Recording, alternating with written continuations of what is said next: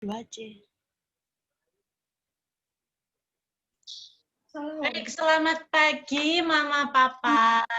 Selamat pagi Bu Julia. Puji Tuhan, pagi hari ini kita bisa bertemu di Zoom Parenting yang kedua. Yang kemarin, adakah yang sudah ikut sore hari? Nah, kalau hari ini ada mau ikut lagi atau sedang tidak bisa ikut, nggak apa-apa. Nanti akan dikirimi recordnya. Baik, puji Tuhan cukup banyak. Kita akan memulai parenting pagi hari ini. Sebelumnya kita mau sama-sama berdoa. Bulan akan pimpin kita dalam doa.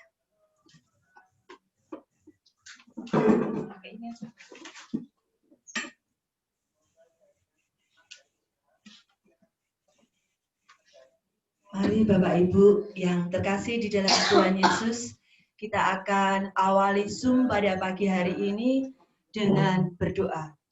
Mari saya hantarkan. Tuhan Allah Bapa kami yang bertata dalam kerajaan surga yang mulia, sungguh kami ucap syukur ya Tuhan di pagi yang cerah ini, Engkau boleh bangunkan kami dan saat ini Tuhan, kami hendak mengikuti parenting kelas 1 dan kelas 2 bersama dengan Ibu Yulia. Kiranya Tuhan mampukan kami, kiranya Tuhan berkati kami, dan kiranya Tuhan juga berkati perangkat yang kami pakai, baik itu HP, laptop, maupun koneksi, sehingga pada saat ini Tuhan, Zoom boleh berjalan dengan baik. Dan biarlah semuanya ini Tuhan, bermanfaat bagi kami sebagai orang tua, dan biarlah semuanya nanti hanya untuk kemuliaan nama Tuhan. Terima kasih Tuhan Yesus. Terima kasih dan waktu sepenuhnya kami serahkan ke dalam tangan kuasa Tuhan. Hanya di dalam nama Tuhan Yesus kami boleh berdoa dan mengucap syukur. Haleluya. Amin.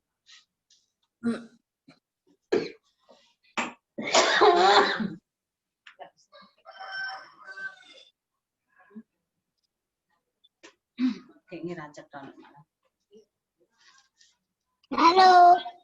Pagi Mama, Papa, Bapak, Ibu semuanya. Halo. Halo. Selamat pagi. Bu Pur. Selamat pagi Bu Pur. Kamu meskipun lewat Zoom, ya cek. Kalau pakai ini lebih jelas, pakai mic atau jelas tidak pakai mic. Mohon masukannya Papa Mama. Lebih jelas pakai mic. Oh, lebih jelas pakai mic. Oke. Kalau lebih jelas pakai mic, saya pakai mic. Ya. Kami mute semuanya dulu supaya tidak berisik ya. Jadi nanti bisa konsen gitu. Dan mohon maaf juga bagi yang masih menuliskan nama anak atau orang tua itu bisa diganti dengan kelasnya aja, kelas 1 apa, supaya nanti ketika bertanya tidak menjadi wah itu mamahnya si A si B gitu ya. Ya. Jadi nama kelasnya saja, semuanya diganti kelasnya. Oke. Terima kasih untuk semuanya, Papa Mama yang telah meluangkan waktunya untuk kebersamaan kita pada pagi hari ini di dalam kegiatan parenting, di mana kita akan bersama-sama menyatukan hati, meskipun agak terlambat. Kenapa tidak di awal tahun ajaran dulu gitu ya? Karena adanya pandemi ini, kita melihat semakin lama semakin mapan kayaknya. Tidak banyak orang tua yang susah untuk melakukan tugas pendampingan anak di rumah. Kalau awal-awalnya masukan banyak sekali, Dan guru juga masih belajar untuk bagaimana menyesuaikan diri dalam PJJ, pembelajaran jarak jauh ini. Orang tua juga belajar bersama untuk mendampingi PJJ di rumah. Akhirnya muncullah ketidakharmonisan di antara anak orang tua, juga guru dengan orang tua, mungkin ya, kayaknya orang tua, ini kok seperti ini, aku itu tidak tahu kok dipaksa dari sekolah. Nah, sekolah juga melakukan ini supaya bagaimana caranya supaya pembelajaran ini bisa dilakukan gitu. Dan akhirnya itu kita lakukan beberapa bulan, dan pada saat ini mungkin sudah mulai terbiasa, tertata. Hanya memang ada kendala-kendala yang dihadapi oleh orang tua dan yang dihadapi oleh sekolah. Bagaimana kendalanya? Sekarang kendalanya bukan karena teknisnya, tetapi pertumbuhan anak yang mungkin mengkhawatirkan. Orang tua khawatir iki kok nganggo gadget terus, dan sekolah juga bingung piye yo caranya seperti apa untuk melakukan supaya lebih efektif. Dan akhirnya kemarin kami sebelum ketemuan dengan orang tua, kami sebagai sekolah sudah ketemu dengan Bu Yulia dan diberikan masukan seperti apa yang harus dilakukan ke depan. Dan saat ini kesempatan yang baik bagi orang tua ketemu dengan Bu Yulia.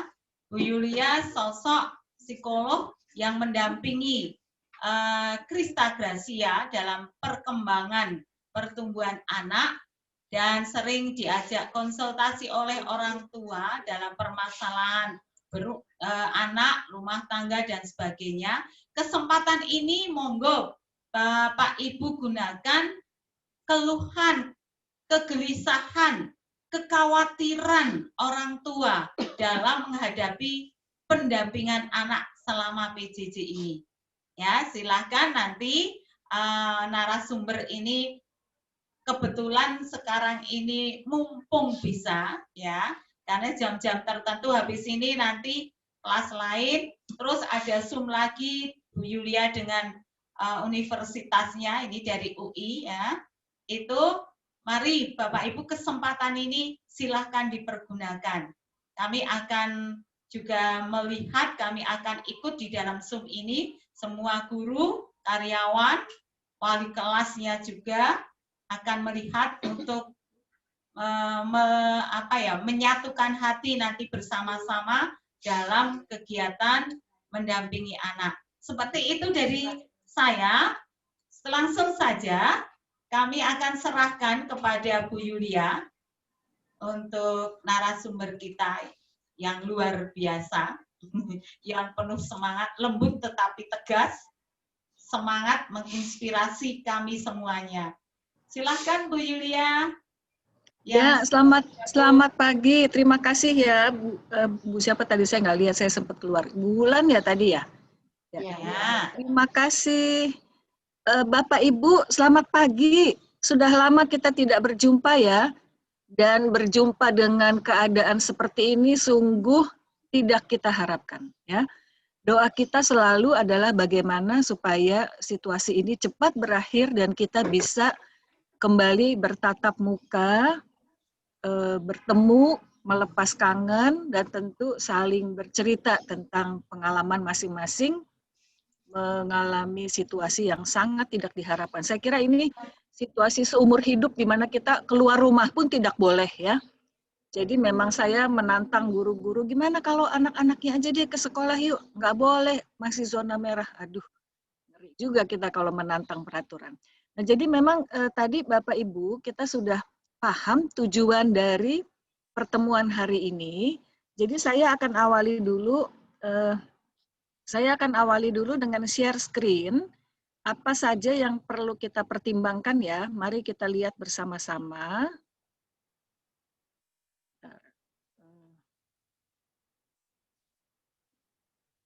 Sudah nampak Bapak Ibu? Oke, nah inilah apa yang akan kita bahas.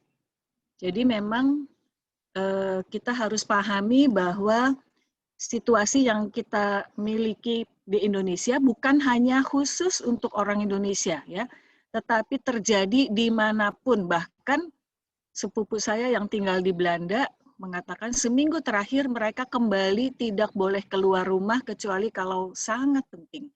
Bahkan mereka dimusuhi oleh negara-negara tetangga, Jerman yang paling dekat, ya, karena ternyata berjangkitnya virus ini, virus corona ini, lebih dahsyat di Belanda daripada di negara-negara sekitar. Yang paling dekat itu termasuk Jerman, ya. Mengapa dikatakan lebih dahsyat? Karena anak-anak mudanya senang kumpul-kumpul tanpa pakai masker. Mereka tidak percaya bahwa masker menyebabkan terjadinya penularan, ya. Jadi kita harus pahami bahwa situasi ini terjadi dimanapun juga, dan untuk itu Bapak Ibu kita juga perlu ingat bahwa di dunia pendidikan pun ini masih merupakan sesuatu yang diteliti, bagaimana bisa kita tetap memelihara semangat peserta didik, semangat anak-anak kita. Kalau saya kan lebih seringnya di mahasiswa, ya. Karena lama-kelamaan jumlah mereka yang hadir di kelas virtual itu kok makin sedikit, bisa separuhnya. Yang nampak cuma nama, tapi kalau dipanggil-panggil nggak ada, karena dia tidak memunculkan video. Dan ternyata orangnya sudah kemana tahu, dia hanya memasang bukti bahwa dia hadir, tetapi fisiknya tidak ada, ya. Lalu kemarin juga, bukan kemarin, 2 hari lalu saya membaca artikel dari suatu penerbitan di Amerika yang menceritakan tentang kekagetan orang tua ketika menerima surat dari kepala sekolah di mana anaknya kelas 7 itu bersekolah, SMP ya kira-kira, ya. Nah, anaknya itu 3 kali absen, yaitu dengan jumlah ketidakhadiran adalah 90 menit, 3 pelajaran berturut-turut dia tidak hadir. Lalu orang tua menerima surat dari kepala sekolah menyatakan anak itu diancam untuk keluar, ya. Orang tua sangat kaget karena sebelumnya tidak ada pemberitahuan bahwa anak tidak boleh hadir selama 3 jam berturut-turut, ya. Dan kepala sekolah mempunyai alasan karena saya pun sebagai pihak sekolah mendapat tekanan dari Gubernur California bahwa harus tetap memastikan anak hadir di sekolah. Dan karena itu kami menerapkan ketentuan ini. Dan tentu itu jadi sangat heboh, ya. Karena memang anak itu berada di sekolah yang jadwal pertemuannya itu panjang, walaupun tidak hadir di sekolah, tetapi pertemuannya itu panjang, sampai sekitar 7 jam, ya. Sehingga tidak mengherankan ketika anaknya memang sangat bosan mengalami pertemuan kelas, walaupun sifatnya virtual, tetapi sangat membosankan, ya. Jangan sampai kita melakukan kesalahan yang orang lain sudah lakukan. Kalau mau kita salah, buatlah kesalahan yang orang lain belum pernah. Sehingga kita tahu batas apa yang harus kita lakukan, ya. Nah, jadi di sini saya hanya memberikan ringkas saja bagaimana prinsipnya kita harus belajar belum terlambat untuk menjadi orang tua yang lebih bijak, sehingga bersama-sama kita bisa menyelesaikan era pandemi ini dengan tetap sehat mental dan tetap bersyukur kepada Tuhan, ya. Oke, jadi saya hanya menyinggung bahwa tanggung jawab orang tua adalah mengasuh anak, dan memang untuk itu ternyata orang tua menjadi sahabat bagi anaknya. Artinya apa? Artinya anak itu tidak ragu menceritakan apa yang dia alami, apa yang dia rasakan. Walaupun ide anak adalah sahabat bagi orang tua dan sebaliknya, tetapi untuk budaya Asia, termasuk budaya Indonesia, ini merupakan sesuatu yang dianggap aneh, ya. Karena itu ketika kita memasang jarak antara kita sebagai orang tua atau pendidik dengan anak, maka anak menjadi pihak yang merasa sungkan untuk menceritakan isi hatinya kepada orang tua. Sehingga nanti ada saat di mana anak lebih suka bercerita kepada teman, apalagi ketika sudah masuk remaja. Karena dia merasa temannya lebih paham daripada orang tuanya, ya. Sehingga di sini syarat bahwa kita mengasihi anak itu menjadi sesuatu yang sangat penting mewarnai hubungan kita. Walaupun tegang, kita sama-sama tegang menjalani situasi pembelajaran seperti ini, tetapi kita tidak boleh lupa bahwa hubungan kita dengan anak itu harus tetap hangat, harus tetap akrab. Oke, jadi memang karena kita yang lebih dulu hadir dari anak, maka kitalah yang harus punya inisiatif untuk membangun keakraban dengan anak-anak kita, ya. Jadi ini tentu kita sudah tahu mengenai pendidikan karakter, nanti bukunya mudah-mudahan nggak lama lagi sudah bisa dibaca ya Bapak Ibu sekalian, sedang masih dalam proses final editing. Dan yang paling penting adalah di sini kita selalu menekankan kepada anak untuk tidak mencari jalan pintas, ya. Kalau mereka menghadapi kesulitan dan kita selalu mengambil alih apa yang mereka harus kerjakan, ternyata itu tidak menolong mereka, ya. Jadi ketika anak mengalami kesulitan, apa yang bisa kita lakukan? Kita mendorong, kita memberikan semangat. Oke, di bagian mana kamu sulit, ya. Kemarin ada bapak yang membagi pengalamannya ketika anaknya mendapatkan kesulitan mengerjakan sekolah, maka dia tetap di samping anak dan menanyakan di bagian mana yang sulit. Nah, oke. Oh, kalau begitu kamu harusnya melakukan yang ini dulu, yang ini dulu. Jadi secara bertahap dia memberikan bimbingan di rumah ketika anaknya bingung bagaimana menyelesaikan tugas yang diberikan oleh guru, ya. Tetapi kita perhitungkan bahwa tidak semua orang tua punya waktu dan punya keterampilan untuk menjadi guru di rumah bagi anak, ya. Tetapi minimal kami dari pihak sekolah, dari pihak pendidik, berharap bahwa orang tua tidak mengambil alih mengerjakan tugas yang harusnya anak kerjakan.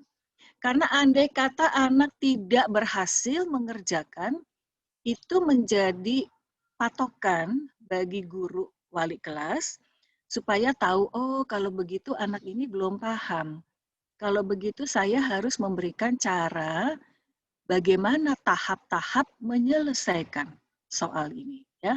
Dan itu akan membantu anak untuk tetap percaya diri bahwa ketika dia tidak paham, ketika tugasnya dinilai kurang bahkan salah sama sekali, itu bukan salahnya dia. Itu bukan karena kebodohannya dia, tetapi karena setiap anak memiliki kecepatan belajar yang berbeda-beda. Setiap anak berangkat dari posisi kemampuan yang berbeda-beda dan karena itu melewati jalan panjang sampai selesai sekolah, dia pun perlu dibimbing, diarahkan, tetapi bukan dihilangkan perannya dengan akhirnya orang tua campur tangan. Bukan begitu caranya, ya. Jadi kembali kepada anak bagaimana setelah dia melewati masa pandemi ini, dia tetap percaya diri bahwa saya sudah menyelesaikan tugas saya dengan baik. Ya. Dan memang untuk itu kita sebagai orang tua perlu hikmat, meminta hikmat dengan sungguh-sungguh kepada Tuhan. Tuhan, saya tidak sanggup, ya. Ada saatnya di mana saya sebagai dosen pun juga membutuhkan waktu begitu lama untuk membuat pentahapan pembelajaran kepada mahasiswa itu menjadi lebih kecil, langkah-langkahnya lebih kecil sehingga mereka merasa dibimbing tahap demi tahap untuk menyelesaikan tugas yang saya tuntut, ya, karena sesuai dengan apa yang seharusnya mereka kuasai. Dan itu tidak bisa hanya mengandalkan diri sendiri. Dan berdoa meminta tolong kepada Tuhan adalah menjadi suatu kebutuhan. Bukan hanya menjadi kalau saya mau, saya datang ke Tuhan, tidak. Tetapi setiap saat kita bisa datang kepada Tuhan dan meminta hikmat, ya. Oke, jadi apa yang dibutuhkan oleh anak adalah ketika dia memiliki perasaan diterima, dikasihi, walaupun dia tidak menyelesaikan tugas. Kan sering kita sebagai orang tua memberikan ancaman gini ya ke anak-anak ya. Kamu gimana sih? Kamu bukan anak mama deh. Kalau ternyata begitu aja udah nyerah. Nah, kalau dia bukan anak kita, anak siapa? Ya. Dan untuk anak-anak usia muda ini ucapan-ucapan yang tidak membangun seperti ini membekas sekali di dalam sanubarinya, di dalam hatinya, di dalam benaknya ya. Sehingga dia merasakan, aduh, aku bukan anak ibuku lagi karena aku bodoh, ya udahlah. Nah, pernah ada teman saya, dia memang hanya lulusan akademi sekretaris ya. Tetapi suaminya itu dokter. Cuma dia punya 3 anak dan anak yang kedua justru yang merasa terjepit di tengah-tengah kakak yang pintar dan adik yang pintar, dan dia merasa tidak berhasil untuk mendapatkan nilai yang setiap kali minimal 80. Dan ketika ibunya marah gini, Bob, mama nggak suka ya lihat kamu pulang sekolah selalu dapat nilai jelek-jelek gini. Udah, nggak boleh lagi, kamu keluar sana. Ternyata anak ini umur 7 tahun beneran loh keluar rumah. Nggak ada. Dan ibunya lalu pikir, iya ya kan keluar cuma sebentar. Pas dia keluar beneran anaknya nggak ada. Dicari-cari nggak ada. Ditanya kepada orang-orang yang ada di depan rumahnya. Kebetulan ada tukang yang buka warung. Orang yang buka warung, lalu yang buka warung itu ibu-ibu bilang, iya tadi saya lihat dia naik mikrolet. Aduh beneran ini anak kabur. Anak umur 7 tahun kabur dari rumah. Bapak Ibu karena merasa diusir oleh ibunya sendiri. Hanya gara-gara dia pulang ke rumah dengan nilai rapot yang jelek, bukan nilai rapot, nilai ulangan bahkan ya. Dan memang kita harus ingat bahwa setiap anak kan belum tentu sudah senang belajar ketika masih usia muda. Dia kan masih butuh untuk mengalami hal-hal yang menyenangkan ketika belajar, sehingga dia bisa menikmati bagaimana belajar itu adalah sesuatu yang membawa sukacita. Tapi kalau sudah dimarahi oleh orang tua, maka dia tidak bisa mengalami sukacita. Ya. Yang dia miliki adalah perasaan bersalah. Sehingga itu yang terjadi pada Bob, anak teman saya ini. Dia kabur, pulang sekolah kira-kira jam 11 ya, dia waktu itu masih kelas 2. Dan akhirnya baru jam 4 sore, ada supir mikrolet, supir angkutan kota ya, yang melewati rumahnya jalur itu dan mengatakan, saya udah tanya ini anak katanya rumahnya di nomor 34, ya ini Bu, saya antarkan, ini betul nggak anak Ibu? Itu untung, puji Tuhan ketemu supir yang baik. Kalau anaknya terus dibawa, diculik, dijual, kan sekarang banyak anak-anak di bawah usia 10 tahun tiba-tiba dibius, lalu dibawa pergi, nah itu kan penyesalan seumur hidup ya. Jadi jangan pernah memaki anak kita ketika dia tidak berhasil di sekolah. Itu bukan salahnya dia. Tuhan tetap mengasihi dia, Tuhan tetap berkarya dengan dia, walaupun mungkin kecepatan belajarnya beda dengan teman-teman sebaya ya. Jadi jangan pernah memarahi anak untuk suatu yang sifatnya pelajaran, sifatnya akademis ya. Oke, jadi di sini kita sudah menerapkan kasih yang tidak bersyarat ketika kita menerima anak dengan sesungguhnya walaupun dia tidak sepandai teman-teman yang seusia atau teman-teman sekelas dalam hal ini ya. Sebagai orang tua kita tidak boleh memaksakan kehendak kita. Sehingga ketika kita tidak memaksakan, maka anak itu bisa dengan bebas mengatakan, hari ini aku agak bosan sekolah. Oke, kenapa nak kamu bosan? Jadi kita menggunakan kesempatan ini untuk menggali apa yang anak kita rasakan. Ya. Dan kalau anak sudah mengatakan, saya hari ini nggak mau sekolah deh, nggak apa-apa deh, dari awal belum pernah bolos, boleh nggak Ma hari ini bolos? Boleh nggak Bapak Ibu peserta kalau anak kita bolos? Coba jawab. Boleh nggak? Nanti kita bandingkan dengan jawaban yang sesungguhnya. Tadi nggak keluar di pertanyaannya ya. Boleh nggak Bapak Ibu anak kita bolos? Tinggal jawab iya boleh atau tidak boleh. Di chat juga boleh deh kalau nggak mau ketahuan siapa yang jawab. Silahkan Bapak Ibu. Saya beri waktu dulu sekian 2 menit untuk menjawab. Saya nggak bisa baca sih jawaban Bapak Ibu, nanti akan dikumpulkan oleh. Ada yang jawab, Bu? Di chat boleh. Nanti kami akan sampaikan ke Bu Yulia berapa yang jawab. Boleh. Iya, silahkan dijawab aja, nggak apa-apa. Nah, ini sudah ada yang mulai jawab ya, Bu ya? Iya.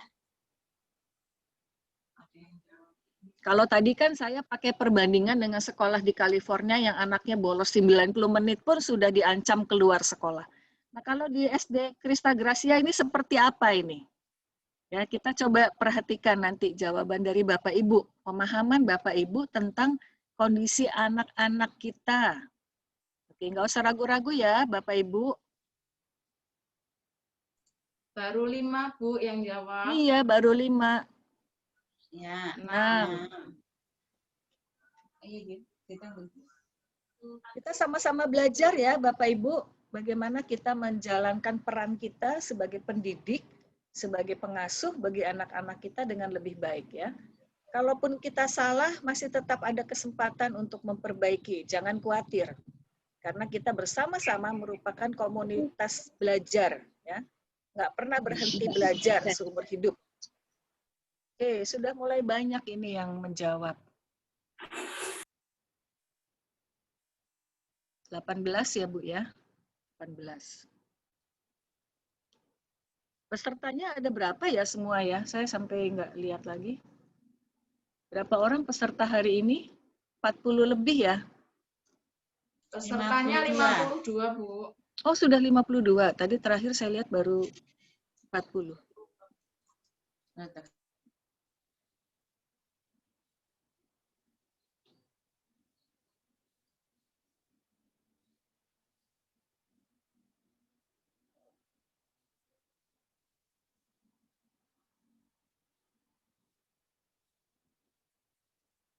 Sudah dihitung Bapak Ibu, yang ibu-ibu guru sudah dihitung berapa yang jawab boleh, berapa yang jawab tidak boleh? Jadi berapa? 3, 4 boleh. Yang boleh 3. Jawabannya yang boleh 3, yang 16 tidak boleh. Itu tidak boleh bolos ya berarti ya. Ya. Ada lagi yang tambah lagi yang boleh 4 jadinya. Oke. Yang lainnya tidak boleh. Terus ada yang jawab seperti ini, Bu. Sebenarnya kalau dari pribadi saya tidak boleh, tetapi ketika flashback melihat anaknya sekolah dari sejak usia kurang dari 2 tahun, mungkin jenuh. Jadi terkadang saya juga memperbolehkan, tetapi tetap mengerjakan tugas. Seperti itu. Ya, kompromi namanya. Oke, Ada bagus lagi sekali yang Bapak jawab, Ibu. Ada lagi yang jawab, boleh dengan diberi pengertian. Tadi yang boleh itu tadi. Ya. Tuh. Kemudian lagi boleh kalau alasannya masuk akal.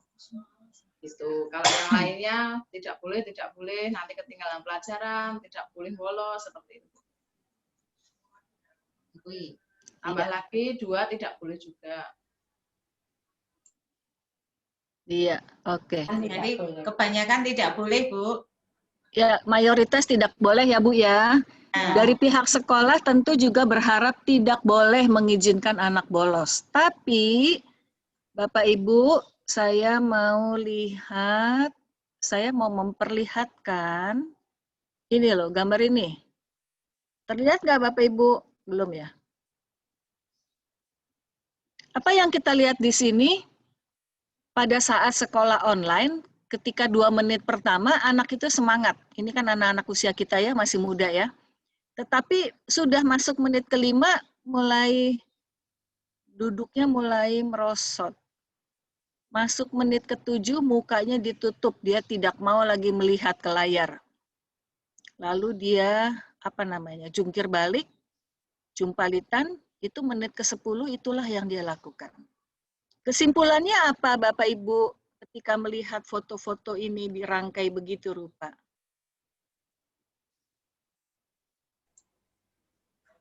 Mungkin ada Bapak. Ini dipersilahkan jawab ya Bu Yulia. Ya, dibuka aja nanti mikrofonnya, kan saya nggak tahu namanya juga ya, nggak usah ragu, saya nggak kenal namanya. Boleh juga di-unmute. nggak ingat. Bapak Ibu. Dijawab aja langsung. Bagaimana pesan Silakan ketika dijawab membaca? untuk menjawab. Jenuh, Bu. Jenuh. Artinya jenuh apa, Pak? Ya, mungkin dia nggak ada temen. Ada teman jadi jenuh. Apalagi? Ya, lebih tertarik hal yang lain, Bu. Ya, teman-teman lain ada yang mau jawab juga? Silahkan. Dari Bapak, dari Ibu gimana? Dari Ibu ada yang mau jawab?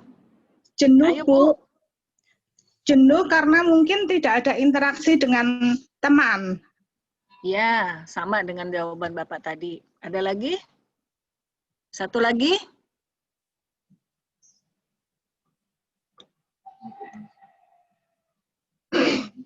Satu lagi yang mau jawab? Kalau, nah sekarang gini deh, gurunya yang jawab. Kalau ibu-ibu guru melihat kondisi ini, rasanya gimana ya, Bu? Sebagai guru ya, itu guru yang dia tatap di layar loh.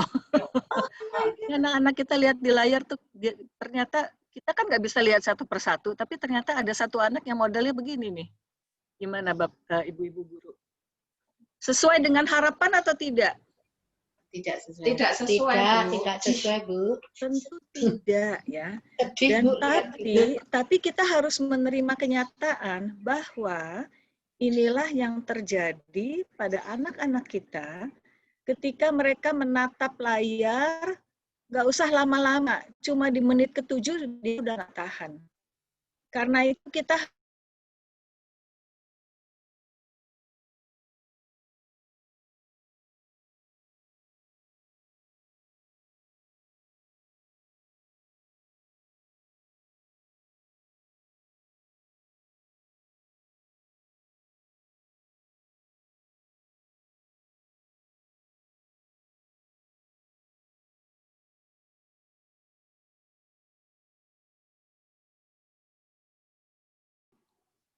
Oke, sedikit lagi bahannya. Jadi kita berpikir dari sudut anak dan jangan pernah membanding-bandingkan anak kita dengan anak orang lain karena pasti hatinya terluka. Kalau kita bandingkan berarti anak kita kurang kan? Kita ajak dia untuk melihat tuh, teman kamu berhasil dapat 80 matematika, kalau kamu cuma 40 gitu. Jangan pernah. Anak kita bukan jangkrik ya Bapak Ibu, kalau di tempat saya tuh banyak jangkrik diadu-adu, ayam juga. Di belakang rumah saya itu ada pasar ayam, tuh sering kedengaran ayam saling diadu. Tetapi setiap anak kita coba temukan potensinya. Apa sih kelebihan yang dia miliki? Mungkin anak ini senang menyanyi, tetapi tidak senang berhitung, nggak apa-apa. Tetapi minimal sampai dengan kelas 3, dia sudah harus menguasai kemampuan membaca dengan baik. Karena itu tugas guru dan tugas orang tua adalah memastikan anak ini belajar membaca dengan baik, belajar memiliki konsep bilangan dengan baik, lalu ketika sudah lulus SD, modal membaca dan berhitung yang minimal sudah harus dia kuasai, sehingga dia tidak ditipu orang untuk hal membaca dan hal berhitung. Ya. Jadi di sini diingatkan lagi orang tua harus menjadi sahabat bagi anak.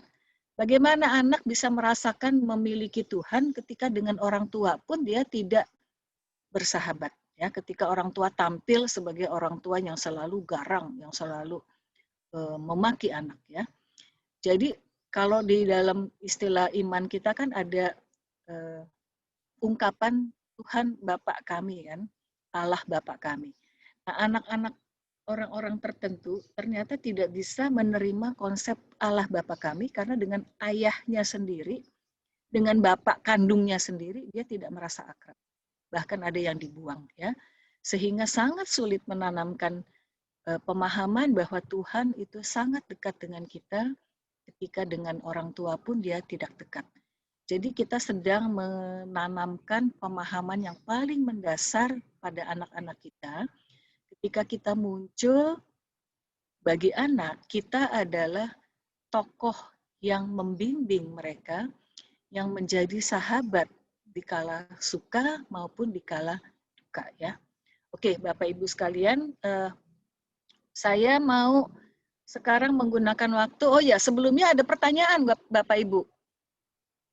1-2 pertanyaan sebelum kita lanjut membahas hasil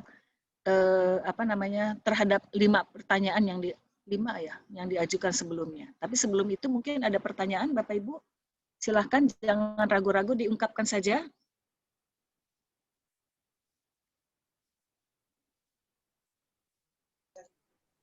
Ya, Bapak Ibu mungkin kalau bisa langsung diungkap atau kalau masih ragu-ragu lewat chat bisa ya Bu Yulia? Ya, betul Bu. Silahkan. Selamat pagi Bu. Selamat pagi Bu. Ya. Nah, ini saya ada pertanyaan. Ya Mas, silahkan. Terima kasih Ibu. Ini saya mau menanyakan bagaimana menumbuhkan tanggung jawab anak untuk menyelesaikan tugas. Karena selama ini pasti ada drama sebelum mengerjakan tugas-tugas.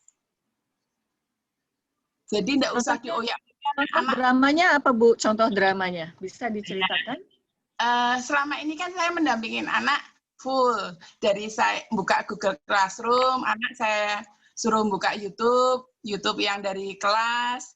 Kemudian saya mendampingi dia membaca rangkuman, setelah itu mengerjakan tugas. Pasti nanti setelah itu dia minta istirahat dulu. Oke, saya kasih istirahat 10 menit. Jadi step 1 selesai, istirahat 10 menit. Pasti nanti dia molor, Bu, molor. Untuk kembali lagi masuk step berikutnya, setelah selesai istirahat, pasti dia nangis. Aku enggak mau, aku masih mau mainan. 1 seperti itu. Kemudian untuk mengerjakan tugas pun seperti itu. Baru 4 nomor, 3 nomor, aku capek mah, bosen. Drama lagi, nangis lagi, aku enggak mau. Nah, untuk menumbuhkan kesadaran dia menyelesaikan tugasnya itu bagaimana, Bu? Dengan nggak usah mama ngoyak-ngoyak, nggak usah drama dulu, seperti itu, Bu. Iya. Itu jam berapa, Bu? Kalau dia lagi malas begitu, timbul kebosanannya, itu jam berapa, Bu? Kira-kira pada sepanjang hari itu? Awalnya, awal daring dulu, pagi. Pagi karena dia tidak ada teman. Iya. Jadi, kemudian, sekarang kan saya ada yang kebetulan ada Bude yang bantu. Bude itu juga membawa anak, karena anaknya juga nggak ada yang megang di rumah. Jadi dia pagi itu main. Dia minta izin, Ma, aku belajarnya sore aja, karena pagi aku mau main dulu sama teman yang di rumah. Oke, saya izinkan. Kemudian ternyata setelah Bude itu jam 12 pulang, anak itu tidak mau belajar. Nah, dia minta sore. Kemudian sore itu udah ngantuk, capek. Kalau saya suruh mandi, habis mandi, ngerjainnya itu paling cuma berapa menit sudah capek, berapa menit sudah capek. Satu sisi saya ingin membuat dia belajar pagi lagi, tapi satu sisi saya enggak tega, dia enggak ada teman main. Seperti itu, Bu. Ya, oke. Nah, anaknya Bude itu juga sebaya atau memang belum usia sekolah? Kelas 1 SD, anak saya kelas 2 SD. Jadi sebetulnya anak itu pun juga sedang mengikuti sekolah, kan? Iya. Nah, iya. Apakah kalau dia ke rumah ibu, anak itu meninggalkan sekolahnya? Iya. Tidak mengerjakan tugas berarti, tidak bertemu guru. Mengerjakan tugas setelah dari rumah saya. Oh, kalau begitu kita sekarang buat ini Bu, buat apa namanya? Pengaturan ya. Walaupun cuma 30 menit, tetapi tetap kedua anak ini menjalani dulu sekolah. Mengerjakan dulu tugas ya.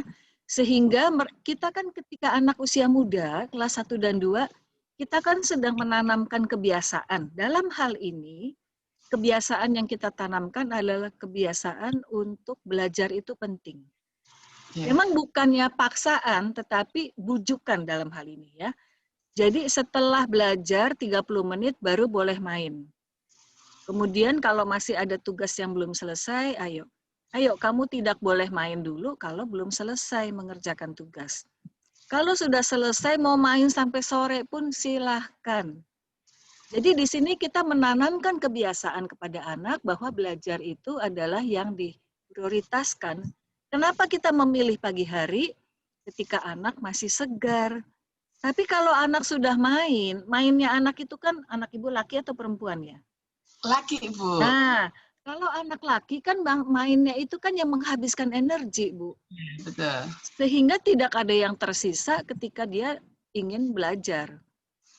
Sudah lelah duluan badannya secara fisik, ya. Karena untuk bisa belajar dengan baik, yang kita butuhkan bukan hanya fisiknya saja, tetapi juga kesiapan untuk berpikir dengan jernih. Dan itu sudah terlalu capek untuk berpikir. Sehingga buat dia, kalau main sih nggak ada capeknya pasti ya. Kita juga kalau main kan nggak ada capeknya. Tapi kalau kita harus berpikir, harus membaca yang memerlukan pemikiran, tentu kita juga, nanti deh besok aja deh, apa yang bisa ditunda besok-besok gitu. Padahal kita sedang membiarkan anak membangun kebiasaan yang salah kalau kita biarkan. Jadi tolong Ibu jelaskan kepada Bude ini, saya nggak tahu adik atau ayah Ibu, atau kakak Ibu, tetapi supaya dia sepakat bahwa kita menerapkan suatu peraturan yang baru demi bagaimana anak-anak ini mencapai kesukacitaan ketika belajar. Ya. Cukup dipahami, Bu? Satu lagi, Bu. Ya. Untuk hal itu saya pernah mencoba itu. Jadi kebetulan saya punya 2 anak laki-laki, yang satu TKB, yang satu kelas 2, dan itu putranya Bude itu. Jadi 3 anak pernah saya belajar bareng. Jadi satu meja saya belajarin bareng, tapi akhirnya ya sudah kacau, yang ini ngurusin satunya, bukan ngurusin kerjaannya, kayak gitu, Bu. Iya. Nah, iya. Itu untuk sangat 3 anak itu gimana caranya, Bu? Dengan berbeda kelas.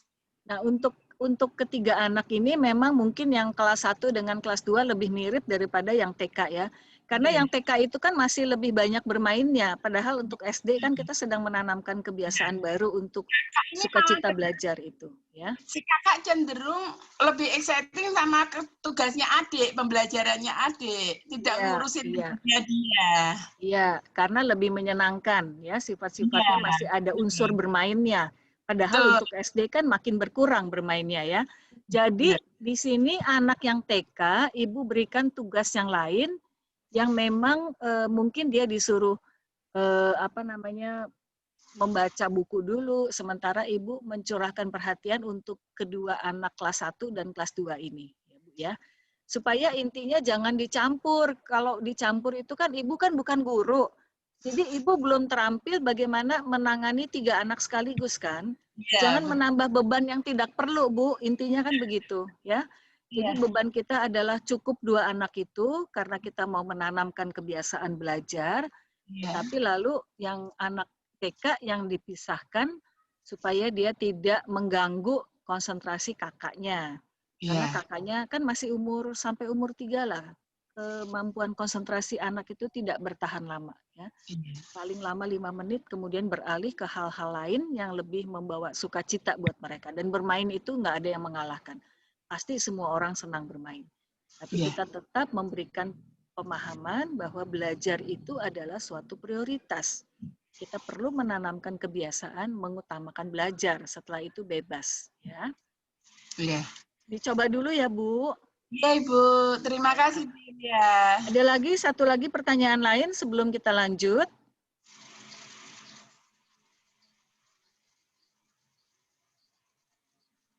Nggak ada, kalau nggak ada, saya lanjutkan aja ya. Nah, saya mohon kesediaan Ibu Pur, tadi belum, Ibu Elita ya, tentang hasil jawaban dari pertanyaan yang diajukan ke orang tua. Saya masih ada belum saya pindahkan ke layar soalnya.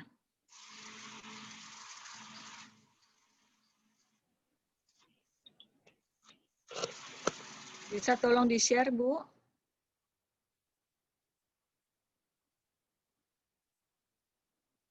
Berapa orangnya yang menjawab?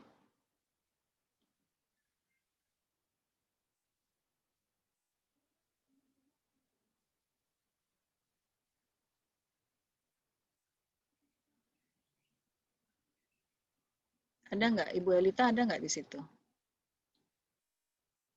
Ya, Bu. Langsung saya bacakan aja gimana, Bu? Ya, langsung dibacakan, nanti saya ulas ya, Bu, hasilnya. Komentar saya. Ya, silahkan, Ibu. Ya, ini hasil dari kemarin waktu Bapak Ibu mengisi Google Form ya. Ada 5 pertanyaan. Untuk nomor 1, kelas 1 yang menjawab salah ada 19, yang menjawab betul ada 16. Kelas 2 yang menjawab salah 18, yang menjawab betul 16. Itu untuk nomor 1. Kemudian yang nomor 2, kelas 1 yang menjawab salah. Sabar, Bu. Ibu, sabar dulu, Bu. Satu persatu nomor saya 1. ulas. Nomor 1 dulu ya. Nomor 1 dulu ya. Ibu coba tolong diulangi apa, Bu, tadi, Bu? Iya. Pertama, jawaban pertama. Jawaban kelas 1 yang salah 19, yang betul 16. Kelas 2 yang salah 18, yang betul 16. Ya. Jadi anak tidak perlu dibantu. Ternyata yang mayoritas, oh ini lebih banyak yang salah ya menjawab ya. Ya kan? Salah 19, betul 16 kan? Halo?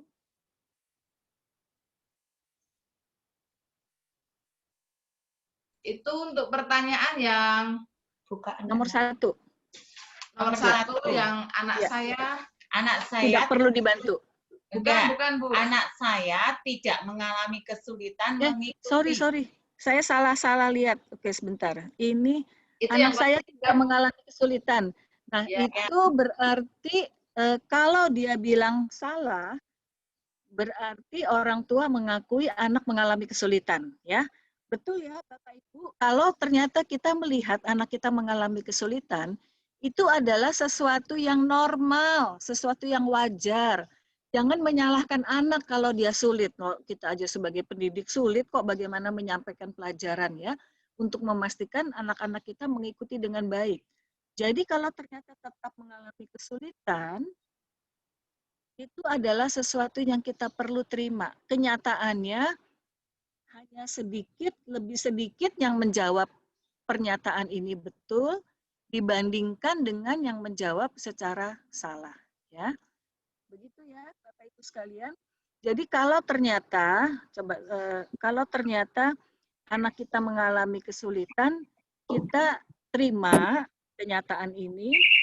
Jangan kita menyalahkan anak. Gimana sih anak-anak lain nggak mengalami kesulitan, cuma kamu sendiri yang jelek, cuma kamu sendiri yang nakal, cuma kamu sendiri yang nggak mau belajar.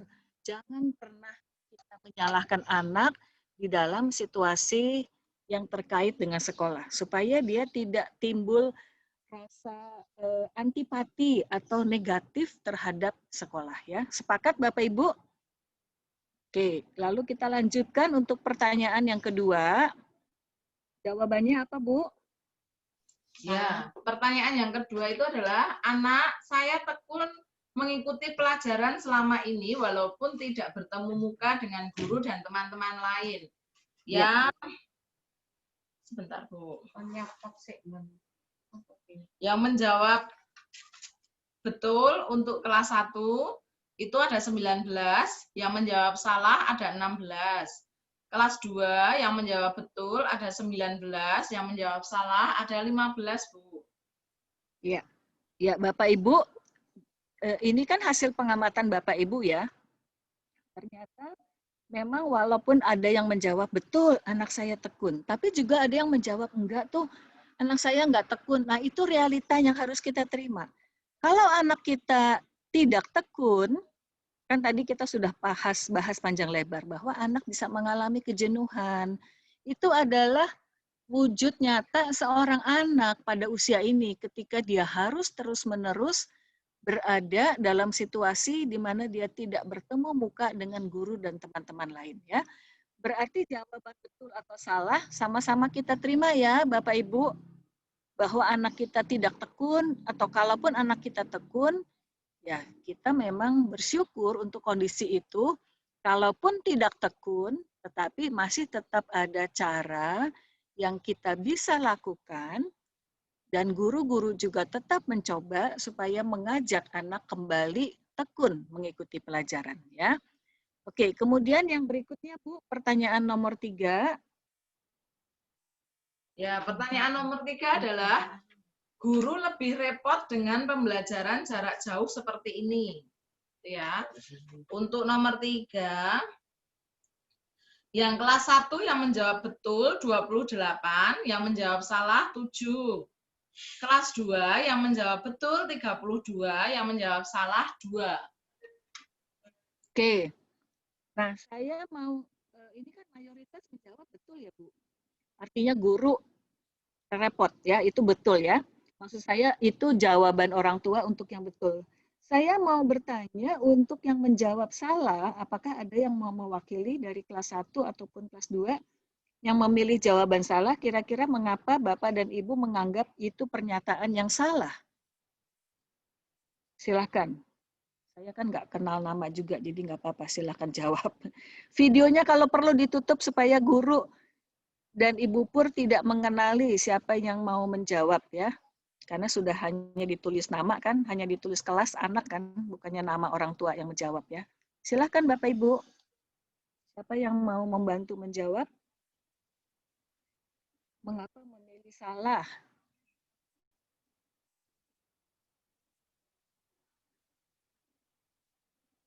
Mari silakan Bapak Ibu. Jika tidak bisa chat. Kami juga tidak tahu. Itu kan betul, hanya bisa tulis di-chat kelasnya ya. saja. Iya. Tahu yang jawab siapa. Seperti itu. Anaknya nggak dikurangi angkanya ya Bu. Cuma kami ingin pendapat orang tua saja.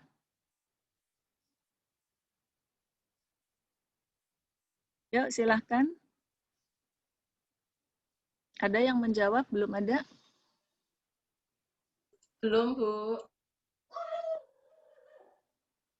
Ini, kalau belum ada yang menjawab, saya meminta wakil satu orang dari guru atau dari Ibu Pur untuk menjelaskan situasi yang ibu-ibu guru, bapak-bapak guru alami di SD Krista Gracia. Kita nggak usah melirik sekolah lain. Apa yang kita alami, tolong diceritakan, Bu. Silakan wakil dari seorang guru.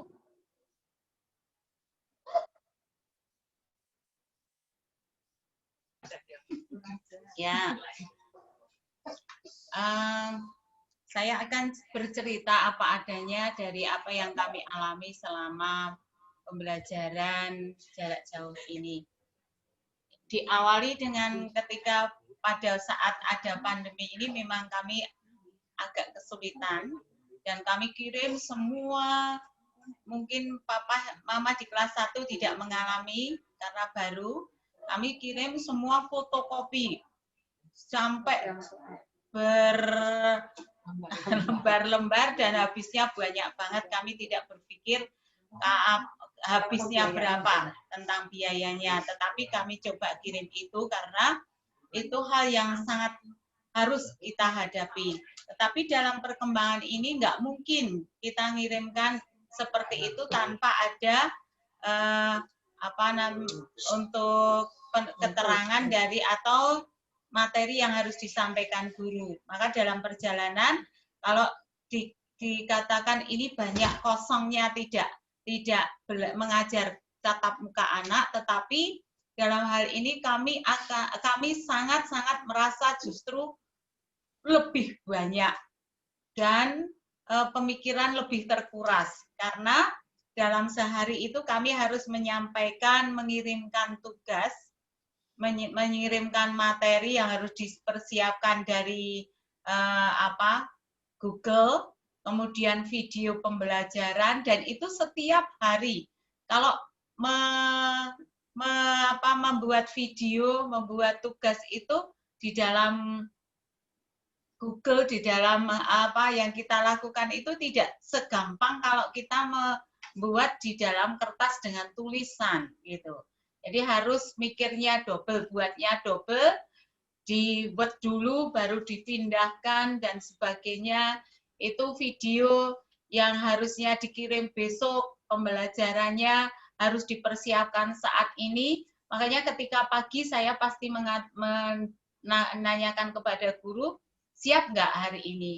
Dan Bapak Ibu, kalau ada guru yang tidak siap di dalam mengajar, kami sudah mulai untuk melihat per 3 bulan. Jadi setiap 3 bulan itu kami selalu harus dapat dari guru-guru apa yang sudah dilakukan. Jadi ketika mungkin Bapak Ibu menjawab tidak repot itu, terus terang mungkin ada guru yang hanya sekedar ya, pastilah. Itu tetapi saya yakin banyak guru yang melakukan dengan sungguh-sungguh juga, karena memang benar menguras tenaga, menguras pikiran, dan waktunya bahkan bawa laptop pulang, belajar ngedit dan sebagainya. Kita belajar bersama tentunya ya di sana. Ya, itu yang kami ceritakan untuk apa yang kami alami. Ya, begitu Bu Yulia. Ya, terima kasih Bu Pur ya. Ini saya catat karena menjadi masukan bagi kami. Ini kan seperti yang tadi saya sampaikan di awal, Bapak Ibu, bahwa kondisi di dunia pendidikan ini masih tetap diteliti oleh para peneliti di seluruh dunia, bagaimana menemukan cara terbaik supaya membuat anak tetap bermotivasi tinggi selama masa pembelajaran yang jarak jauh ya. Ini tidak mudah. Kita semua masih terus mencari terobosan-terobosan agar tetap menyelenggarakan pendidikan dengan cara yang menarik buat anak-anak didik kita ya. Dan dari pengalaman ini memang saya pribadi merasa terdorong untuk yuk kita cari jalan keluar sama-sama. Dan memang tetap membutuhkan kesediaan Bapak dan Ibu guru untuk selalu mencoba belajar lagi yang dari kesalahan dan seterusnya ya. Nah, itu dari pihak guru, sehingga mau tidak mau memang kita menyiapkan dengan lebih banyak ya. Nah, sebagai perbandingan izinkan saya juga bagi pengalaman, saya mengajar statistik Bapak Ibu untuk mahasiswa semester kedua. Jadi mereka masih tergolong baru, tetapi yang membuat saya tidak bisa tidur adalah bagaimana menyampaikan pembelajaran statistik yang matematika rumit itu dengan cara yang mahasiswa saya bisa terima. Dan untuk persiapan, mau nggak mau saya harus menyiapkan dari jam 6 bangun pagi untuk bisa mengajar jam 8. Maka persiapan saya itu tidak selesai ketika kuliah selesai. Persiapan saya berlanjut, bahkan tidak jarang, hampir setiap hari, saya tidur paling cepat jam 1 malam.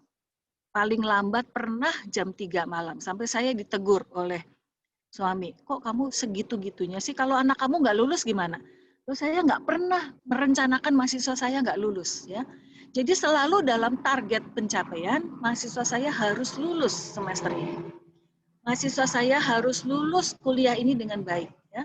Jadi memang persiapan yang saya harus lakukan itu sangat banyak sekali, mengorbankan bahkan kesehatan. Akibatnya ketika PJJ mulai bulan Maret, tanggal 16 Maret, sepulang saya dari Klaten, langsung dapat SMS, dapat WA, message dari pimpinan fakultas, mulai besok tidak boleh ada pembelajaran di kelas. Padahal saya sudah siap-siap mengajar di kelas ya. Dan ternyata dampaknya adalah pada bulan Mei saya jatuh sakit, bahkan membuat saya tidak bisa jalan dan mengajar dari tempat tidur. Ya, karena kalau berdiri 5 menit saja saya bisa jatuh. Jadi saya betul-betul hanya keluar untuk makan, tetapi belajar, persiapan semua saya lakukan di tempat tidur. Ya, sangat melelahkan. Tapi itu pengorbanan dari seorang pendidik. Ya. Hasilnya semua mahasiswa saya lulus, tentu saya bangga. Ya. Tetapi tolong di sini kita pertimbangkan bahwa guru-guru kita juga masih dalam proses menyiapkan pembelajaran. Karena itu masih butuh waktu. Tentu makin lama akan semakin terampil. Tetapi caranya bagaimana? Mari kita belajar bersama. Mari kita menjadi satu komunitas yang saling memberikan masukan ya. Nah itu dari curhatnya kami, Bapak Ibu, dari pihak pendidik. Sekarang orang tua yang curhat. Pertanyaan nomor 4 ya, Bu Elita ya. 4 apa? Iya betul 4 ya. Ya, Bu. Untuk nomor 4 pertanyaannya, orang tua lebih repot dengan pembelajaran jarak jauh seperti ini. Yang menjawab untuk kelas 1 yang salah 1, yang betul 34. Kelas 2 yang salah 2, yang betul 32. Banyak yang jawab betul, Bu. Ya, kebanyakan menjawab betul. Nah, saya minta pengakuan dari yang menjawab betul, kenapa orang tua lebih repot. Biar kita sama-sama belajar ya, sama-sama memberikan masukan. Silakan wakil dari orang tua.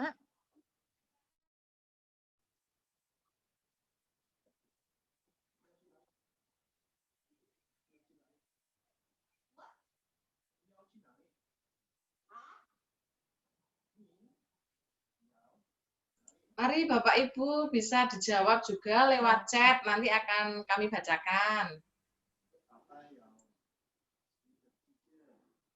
Nggak usah malu ya Bapak Ibu, ini kan kita memang saling belajar, saling memberikan masukan.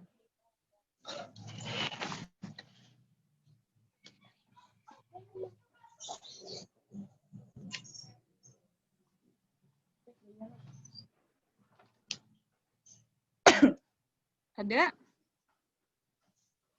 Baik dari kelas 1 maupun kelas 2, nggak apa-apa, sama-sama kita belajar.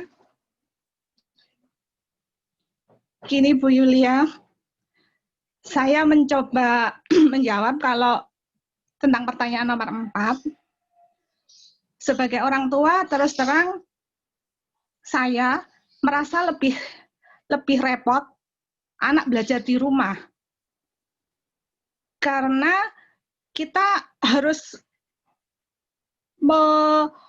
memunculkan moodnya anak untuk belajar.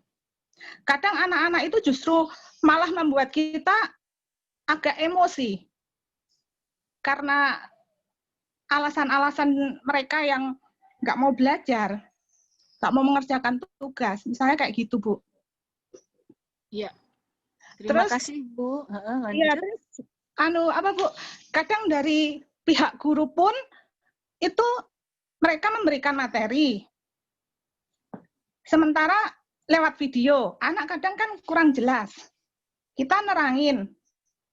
Sementara dari pihak sekolah itu kan mereka terus materi itu kan terus bertambah. Berlanjut ya. Ya, terus berlanjut. Ya. Kadang anak kan nggak ngerti, belum paham. Ya. Belum paham tentang materi yang sebelumnya, sudah ditambah materi lagi, sudah ditambah tugas lagi. Padahal tugas itu kan harus selesai, harus dikumpul. Itu yang membuat orang tua kadang merasa tertekan. Maksudnya, aku kudu ini, saya harus seperti ini, saya harus seperti ini. Dan itu materi-materi yang sebelum-sebelumnya yang anak-anak belum paham, tapi ditambah materi-materi baru, itu saya merasa bahwa tingkat kematangan anak tuh menjadi kurang matang. Seperti itu, Bu. Ya. Terima kasih ya, Ibu, untuk sharingnya. Ya. Ibu jangan nangis sendirian ya, saya juga ikut nangis. Iya, Bu. Ya. Ini adalah masalah kita bersama, dan tadi di chat sudah ada orang tua yang juga menyampaikan karena masih bekerja penuh ya, ayah dan ibu bekerja, sehingga terus terang memang sangat sulit mengatur waktu bagaimana mendampingi anak ya. Nah, Bapak Ibu, berangkat dari kenyataan ini, kami sudah rapat minggu lalu dan kami sepakat untuk membuat pembelajaran menjadi lebih mudah buat anak-anak kita. Setuju nggak Bapak Ibu?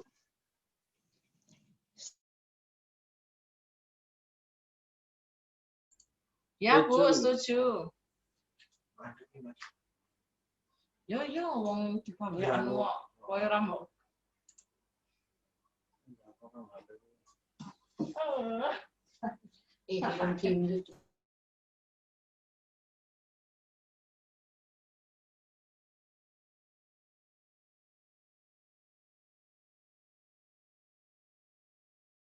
Karakteristiknya.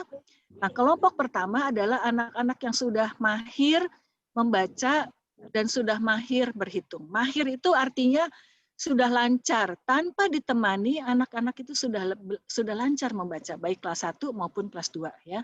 Tidak lagi mengeja kata, suku kata, tidak lagi menggunakan jari tangan, jari kaki, jari ayam untuk menghitung ya ketika jumlahnya lebih dari 20. Nah, itu yang harus kita pertimbangkan bahwa belum tentu anak kita sudah mencapai tahap seperti itu. Karena itu perkenankan kami membagi peserta menjadi beberapa tahapan lain. Kalau dia belum mahir, masih ada kategori yang kedua. Kategori yang kedua ini adalah anak-anak yang memang masih dalam proses menuju mahir, tapi sudah memiliki pemahaman tentang apa itu membaca, cuman masih lambat, ya, masih melanjak, masih lambat. Kalau yang cepat kan sudah langsung sekolah dasar, Krista Gracia cepat gitu ya. Tapi kalau yang masih dalam proses Krista, betul ya Bu? Krista ya. Oh, Krista Gracia, dia langsung ingat lanjutannya Krista selalu ada Gracia ya. Jadi itu masih dalam tahap dia menuju mahir. Itu anak-anak kategori kedua. Untuk bilangan, dia juga sudah punya pemahaman bilangan. Makin lama makin bertambah besar, kalau 1 menuju ke 10, tetapi juga sudah mulai mahir untuk konsep tambah-tambahan. Ya. Tetapi ada anak-anak yang tidak termasuk di kategori 1 dan 2, yaitu anak-anak yang masih dalam kategori ketiga. Seperti apakah anak-anak ini? Yaitu anak-anak yang memang masih dalam proses baru belajar membaca. Baru belajar apa itu bilangan, apa itu konsep-konsep yang dituliskan 1 lalu ada 2, lalu 1 kenapa 2, kenapa 3 dan seterusnya ya. Dan ini yang masih harus mendapatkan bantuan yang lebih banyak dengan pentahapan pencapaian yang lebih kecil, supaya perasaan berhasil pada anak itu tidak dirusak karena dia merasa gagal mengerjakan tugas yang terlalu sulit. Ya. Karena itu Bapak Ibu jangan heran ketika nanti untuk anak-anak yang mengalami kesulitan, maka guru akan memberikan tugas yang lebih mudah. Ya. Nah sebetulnya kami juga ingin meminta kesediaan Bapak dan Ibu, karena tadi sudah rata-rata setuju dengan prinsip ini, maka kami akan meminta Bapak dan Ibu untuk melakukan penggolongan. Anak Bapak dan Ibu itu masuk ke golongan kategori anak yang 1 yang sudah mahir, atau yang belum mahir, masih menuju mahir, atau yang memang masih perlu pembimbingan yang lebih bertahap, lebih mudah. Itu kategori ketiga. Karena kami akan menyesuaikan pembelajaran dengan kategori yang dimiliki untuk tiap-tiap anak. Dan nanti sangat mungkin jam pertemuannya pun dibedakan ya. Jadi jangan iri, kok anak saya nggak tergolong yang disamakan dengan anak-anak mahir. Jangan sekali-kali lagi membandingkan anak kan. Jadi kita berangkat dari keberadaan anak pada saat ini. Guru-guru sudah mencoba memetakan, tapi kami ingin konfirmasi dari Bapak dan Ibu seperti apakah kondisi. Karena kondisi anak itu kan yang sangat tahu adalah Bapak dan Ibu sendiri ya. Jadi tolong Bapak dan Ibu juga memberikan masukan kepada guru kelas. Anak saya termasuk di kategori 1 yang sudah mahir, kedua yang menuju mahir, dan yang ketiga memang belum. Ya, karena itu masih perlu dibimbing lebih banyak. Oke, sampai di sini Bapak Ibu bisa diterima masukan saya? Ya Bu. Ini bisa Bu. Ada lagi? Ya. Juga Bu. Ada yang mau komentar? Silahkan. Ada yang ngechat tentang pertanyaan nomor 4 tadi itu loh Bu. Oh iya, ya betul. Tadi ada yang menjawab. Jadi rata-rata itu orang tua yang bekerja. Jadi kan shift-nya dan suaminya itu bekerjanya full, sehingga kerepotan dengan tugas-tugas anak. Terlebih lagi dengan tugas yang membutuhkan alat peraga.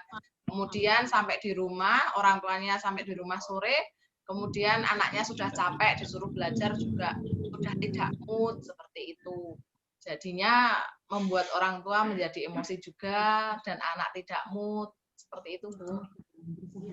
Ya, itu kenyataan yang kita harus terima ya. Jadi bagaimana supaya ini menjadi lebih baik dalam minggu-minggu ke depan, kami memang akan merencanakan pembelajaran yang berbeda. Jadi mohon dari Bapak dan Ibu sekalian juga pengertiannya bahwa nanti apa yang anak Bapak dan Ibu terima dari guru itu beda dengan teman-teman lain walaupun mereka sama-sama satu kelas ya.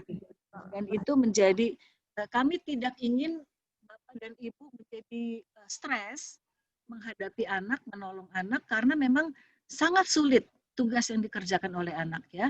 Dan kami sudah merancang supaya tugasnya anak itu mudah walaupun nanti dia butuh waktu lebih lama untuk berhasil, tetapi sekali dia bisa membaca dia tidak akan lupa. Sekali dia sudah menuju pemahaman yang betul untuk berhitung, dia tidak akan lupa. Itu adalah hasil belajar yang bertahan seumur hidup. Tetapi kalau dari sekarang kita sudah marah-marahi, kita sudah merasa tegang duluan, sehingga anak tidak mau belajar membaca, nah perasaan tidak suka belajar itu juga tertanam seumur hidup. Karena itu sebelum kita terlambat, kita perbaiki sama-sama. Baik dari pihak sekolah yang merancang pembelajaran, baik dari pihak orang tua yang melihat sendiri langsung kondisi tiap-tiap anak. Ya. Sepakat ya Bapak Ibu? Jadi untuk orang tua yang sibuk, kami juga memahami nanti akan dibuat pembelajaran yang tidak membebankan supaya bertahap anak kita semakin percaya diri menyelesaikan tugas. Ya. Kelas 1, 2, 3 umumnya masih dibimbing, kelas 4 juga, dan kelas 5 dan 6 umumnya anak sudah mulai bisa dilepas untuk belajar sendiri. Ya. Kita lanjut dulu ke jawaban yang pertanyaan kelima, bagaimana Ibu Elita? Ya, pertanyaan kelima adalah, bentuk bantuan yang paling baik untuk anak adalah orang tua mengerjakan tugas yang anak tidak bisa kerjakan sendiri. Jawabannya dari orang tua, yang kelas 1 yang menjawab salah 28, yang menjawab betul 7. Kelas 2 yang menjawab salah 19, yang menjawab betul 15. Oke. Seperti itu. Ya, saya meminta wakil dari yang menjawab salah. Ini karena mayoritas salah, jadi saya meminta wakil 2 orang tua untuk menjelaskan mengapa memilih salah untuk pertanyaan ini. Silakan 2 orang tua. Membantu kami memahami.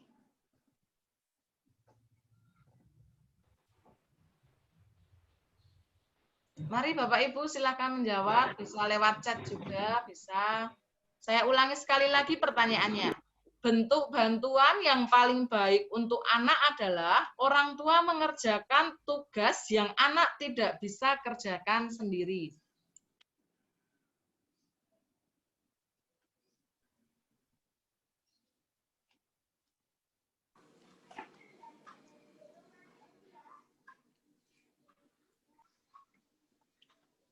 Ya, izin menjawab Bapak Ibu kalau diperkenankan. Silahkan Pak. Silahkan Pak.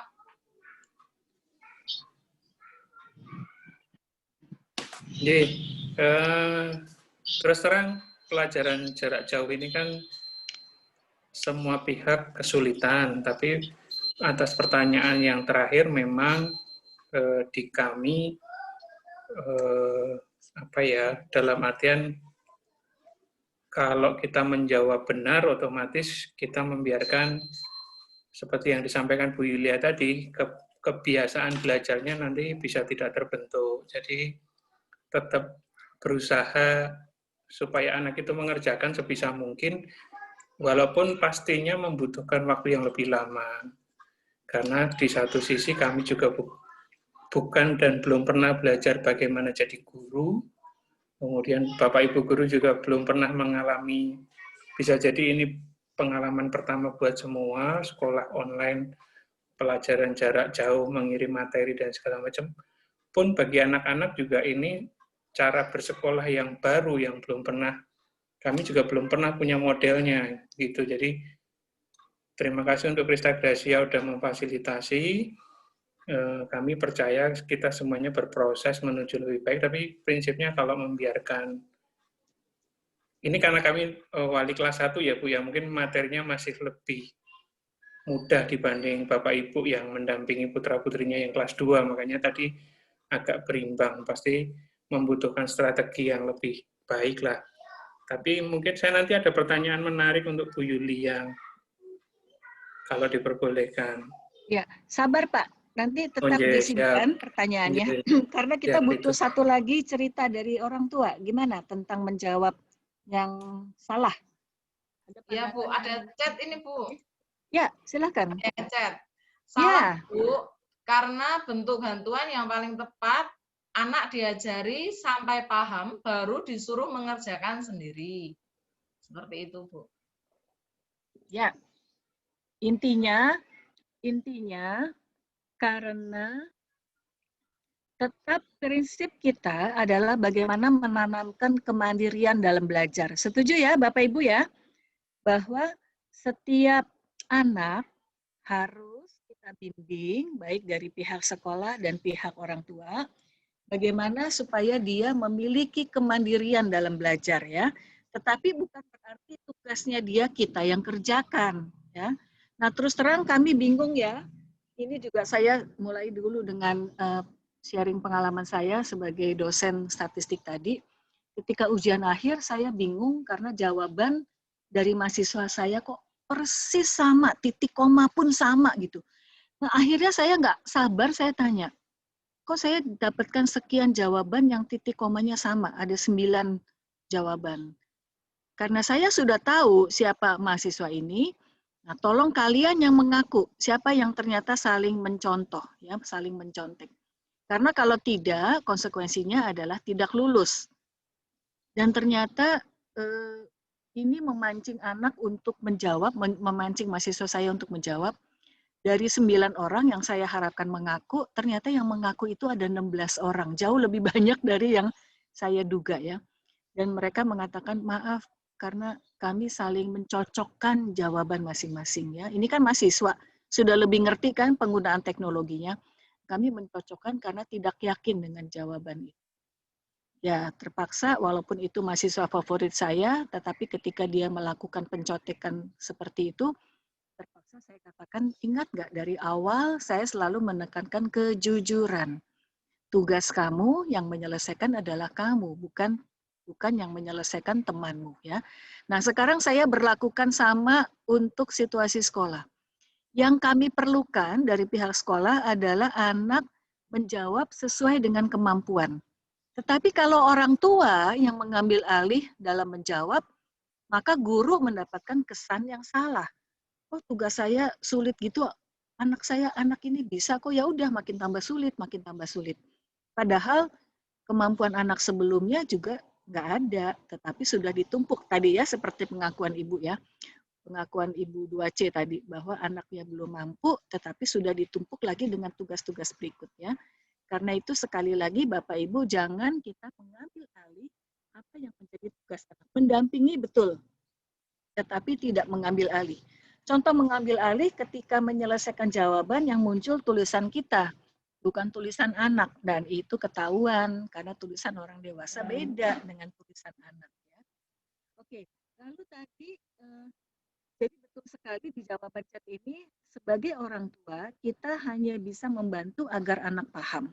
Tetapi dengan pembelajaran yang lebih disederhanakan, maka lompatan pemahaman yang dimiliki anak menjadi lebih kecil-kecil, sehingga membangun rasa kemandiriannya, rasa percaya dirinya ya. Setuju ya Bapak Ibu? Nah sekarang saya beri kesempatan, kita punya beberapa menit lagi masih. Kemarin kan juga kita lewat 10 menit ya Bu Pur ya. Untuk melakukan tanya jawab. Tadi sudah ada Bapak yang mau bertanya, silahkan diajukan Pak pertanyaannya. Mari silahkan Pak. Oke, selamat pagi. Terima kasih Bu waktunya. Ya. Oke, saya dengan Pak Dendi Bu Julia. Ya. Oke. Tadi menarik, saya lihat profil Ibu Sobat Peduli segala macam. Sedikit browsing tadi Bu. Oh gitu, ada 3 yayasan di seluruh Indonesia Pak, pakai nama Sobat Peduli. Yang kami punya yang logonya ini, jangan salah ya Pak. Iya, yang pendampingan kekerasan kalau tidak salah ya Bu. Ya betul. Nanti Bapak mau bergabung boleh Pak. Oh, iya. Jadi pertanyaan saya sih ini Bu. Jadi kalau boleh kami minta saran karena posisinya sekarang kan kita semua di kondisi yang sama ya Bu ya. 3 pihak ini, baik guru, baik orang tua, baik murid. Nah, tadi saya belum tahu latar belakangnya sekolah minta bantuan Ibu, tapi supaya anak-anak ini lebih nyaman itu bagaimana? Apakah kalau saya memandangnya kan ini orang tua dan guru ini.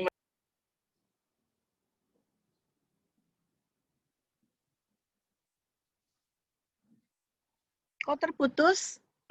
Halo, J, Bu. Ya, gimana Pak? Orang tua dan guru? Jadi prinsipnya kan sebacanya saya itu masih jalan sendiri-sendiri, Bu. Jadi orang tua berusaha menjadi guru sepenuhnya bagi anaknya.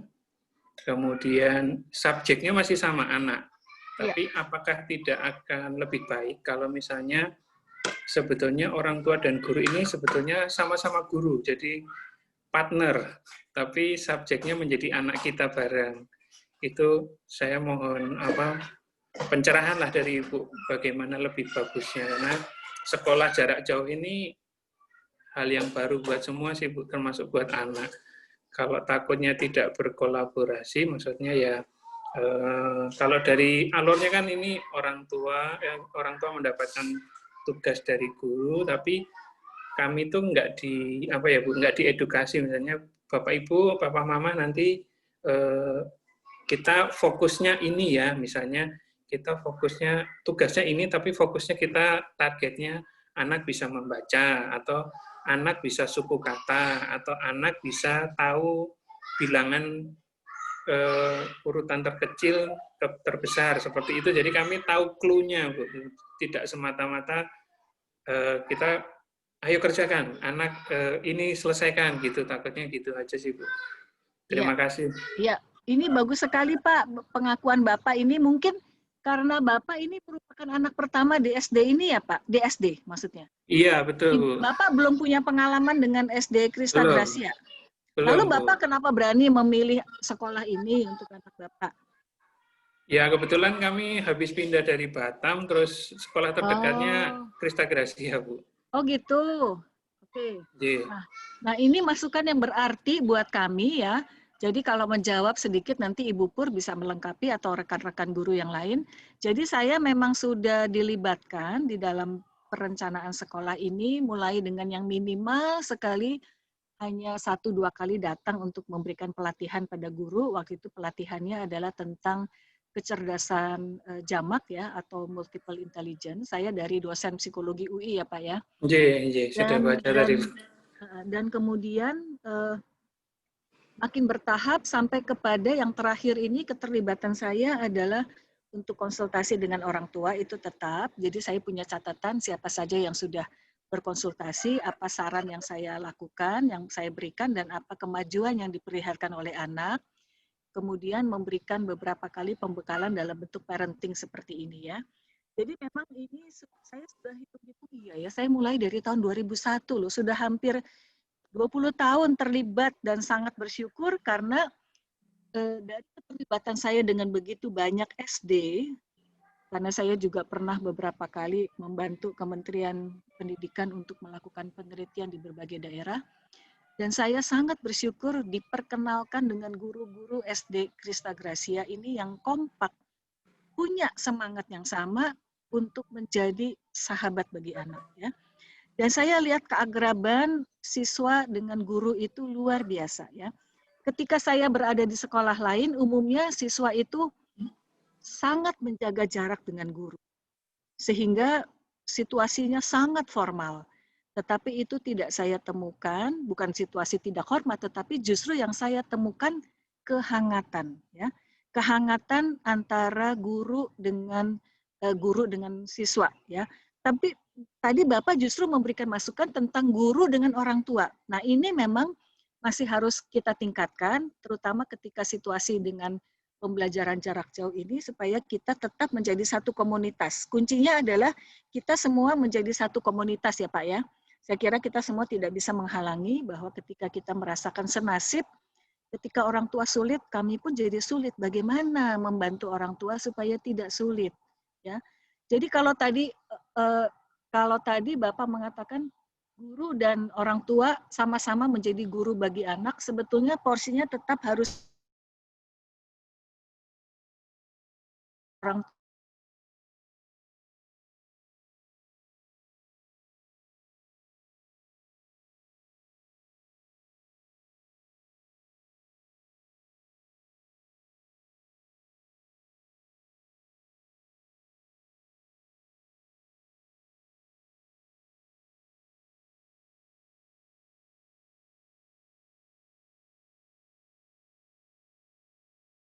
Menulari semangat kepada saya juga nih Pak secara khusus Pak. Luar biasa ya. Terima kasih Bu. Yang mau bertanya, masih ada waktu juga, silahkan. Sampun Bu, terima kasih waktunya. Bu, ini ada chat pertanyaan Bu. Ya silakan. Mana ini? Apakah mana ya? Anak saya tipe yang butuh pendampingan penuh bahkan dalam mengerjakan tugas-tugasnya. Apakah cara pendampingan penuh bisa menghilangkan rasa percaya dirinya? Oh, bisa tolong dijelaskan maksudnya pendampingan penuh itu apa ya? Intinya mendampingi itu sudah betul, tetapi bukan dalam arti ya udah deh sini mana sulit lalu ibu yang mengerjakan mengambil alih. Bukan begitu ya Bu ya. Jadi mendampingi tetap memberikan dia semangat, kamu pasti bisa. Oke, kalau perlu istirahat dulu ya. Tetapi jangan mengambil alih, dia nggak sanggup lalu kita yang nuliskan. Dulu saya kan gitu, waktu anak saya pertama nggak bisa baca, dia satu-satunya yang belum bisa baca di kelas. Saya merasa malu. Saya merasa malu, kemudian saya yang mengambil alih tugasnya, tapi itu ternyata tidak menolong. Saya ditegur oleh gurunya ya.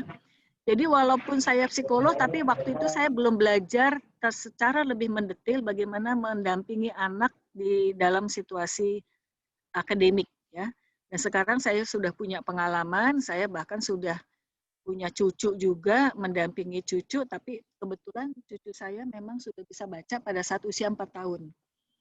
Dan konsekuensi karena belajarnya cepat, maka dia menjadi tidak sabar. Dia tidak sabar ketika teman-teman sekolahnya sebaya, sekelas ternyata belum bisa baca. Jadi apa yang dia lakukan ketika guru menjelaskan di kelas, dia mah tidur-tiduran aja di lantai.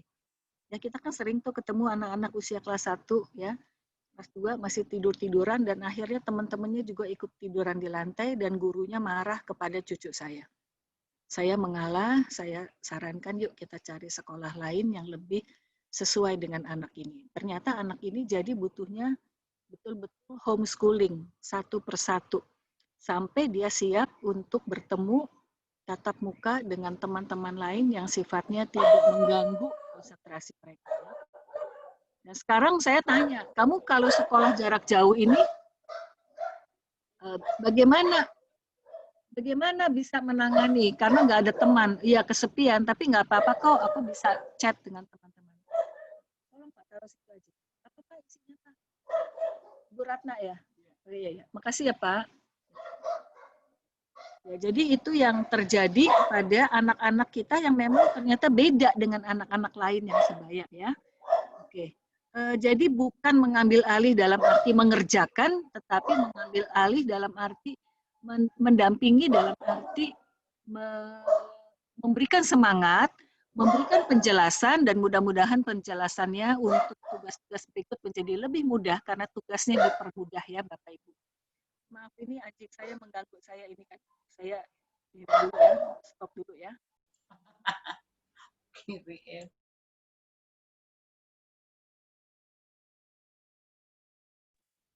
Boleh menambah Ibu? Boleh Mas, silakan. Oh ya, kadang kan ini mungkin menyangkut kepercayaan dirinya tadi ya. Kadang kan anak itu kan kita belajar, terus di sampingnya kita, terus misalnya soalnya pas penjumlahan apa. Jadi ini jawabannya gini, Mah. Ini jawabannya jawabannya gini mah. Jadi saya kan mikirnya, wah ini besok naik sekolah terus gimana kok kayak apa-apa itu kayak minta pendapatnya mamah gitu loh Bu. Mohon advice-nya supaya bisa mengarahkan yang biar benar-benar pede, enggak terlalu bergantung sama orang tua gitu. Maksudnya benar-benar pede sama jawabannya dia sendiri gitu. Terima kasih. Aduh, maaf Ibu, saya tadi terlewatkan karena saya keluar tinggalkan komputer sebentar. Silakan Ibu diulangi. Bagian awalnya saya nggak dengar. Jadi gini, misalkan kita ngajari tentang penjumlahan, atau kita ngajari tentang pokoknya pas topik bahasanya itu, anak itu bahasnya, misalnya dia menjawab itu, ini gini ya mah, ini gini, jadi selalu minta pendapat orang tua gitu loh. Lah itu saya minta sarannya biar dia benar-benar pede mengerjakan itu, saya sebagai orang tua harus bagaimana. Itu aja sih Bu, terima kasih. Ya, terima kasih Ibu. Ini juga masukan berarti ya buat kami ya. Tetapi intinya anak Ibu sudah mengerjakan sendiri kan, cuman hasilnya yang dia nggak yakin ya, betul nggak? Iya. Berarti dia sudah betul, Bu, bahwa dia butuh keyakinan karena feedback dari guru, masukan dari guru kan masih lama. Dan anak itu perlu langsung diberikan keyakinan saat itu juga supaya tumbuhlah kepercayaan diri bahwa dia bisa menyelesaikan tugas dengan baik. Ya. Dan kalau memang salah, kita beritahu, salah deh, coba kamu hitung lagi. Ya. Dan berarti yang Ibu sudah lakukan itu sudah betul, Bu. Jangan cepat-cepat berharap. Ini kan baru kelas 1 ya anak Ibu ya? Iya, jadi jangan cepat-cepat kita menuntut dia untuk seperti yang kelas lebih lanjut. Ya sesuai dengan tahapan usianya saja, bahwa dia sudah mau mengerjakan sendiri, itu sudah luar biasa, itu sudah kemajuan, Bu. Ya. Ketika kita tuntut, ketika tuntut terlalu banyak, nanti anak merasa gagal terus malahan. Ya. Gimana sih, kamu kok nggak kerjain sendiri? Ya nggak bisa semudah itu ngomeli anak ya Bu ya. Intinya kita jangan ngomeli anak lah, apapun juga yang dia lakukan, seberapapun hasilnya dia, oh iya sudah bisa ya, nanti guru kamu yang memberikan nilai, bukan ibu loh yang memberikan, tapi ibu guru wali kelas yang memberikan ya, sehingga nanti dia tahu bahwa dia harus selesaikan dulu baru dapat nilai dari gurunya. Ya. Terima kasih ya Bu. Iya baik Bu, terima kasih atas sarannya. Ada lagi satu lagi kesempatan yang mau bertanya. Mari Bapak Ibu.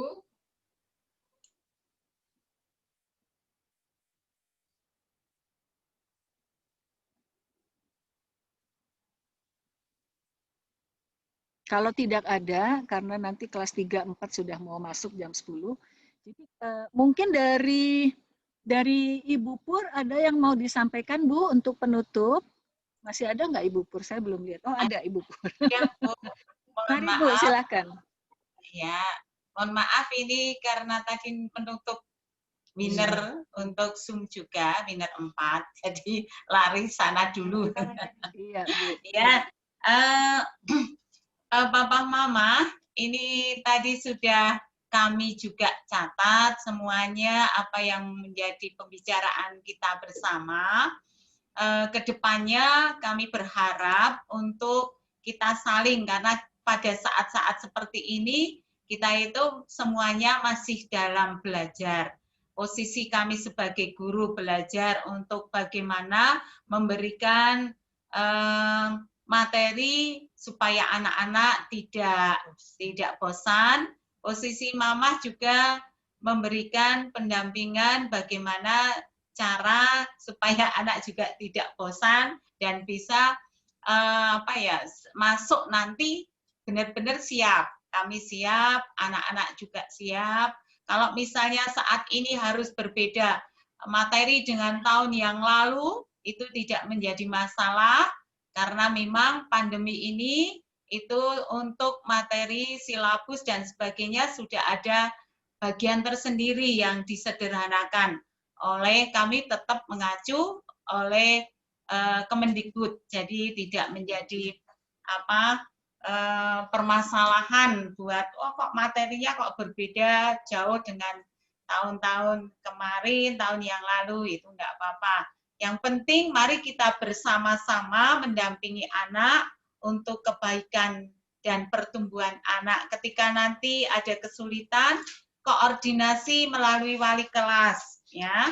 Jangan sungkan koordinasi, dan kalau misalnya ada hal-hal yang diusulkan, juga kami akan tampung dulu. Jadi kami mendengar kok tidak ada tindak lanjut, itu kami pelan-pelan. Saat ini kami memang baru bisa ketemu lewat Zoom ini, dan itu juga kami pikir ini yang langkah yang terbaik yang harus segera kami lakukan untuk pembelajaran berikutnya. Seperti itu Bu Yulia. Ya, terima kasih Ibu Pur. Terima kasih Bapak Ibu untuk kehadiran hari ini, dan saya belajar banyak sekali dari masukan-masukan ini. Nanti rekamannya dikirimkan ya Bu Pur ya? Dan janjinya gitu kan ya, jadi kita bisa bersama-sama mendengarkan ulang. Kalau begitu, kita bisa selesaikan Bu pertemuan hari ini. Ya, silahkan Ibu meminta siapa untuk menutup dalam doa. Ya, Papa, Mama, terima kasih sekali untuk waktunya, dan mohon maaf bila kami selama pendampingan pembelajaran jarak jauh ini membuat pusing, tetapi kami akan berusaha mari bersama-sama, dan hari ini kita akan tutup di dalam doa oleh Budayu. Monggo Budayu. Ya, mari Mama Papa kita semuanya berdoa untuk menutup pertemuan pada pagi hari ini. Bapak Surgawi, Bapak yang penuh kasih, kami bersyukur Tuhan kalau pada saat ini kami boleh bertatap muka dengan orang tua murid melalui daring pada hari ini.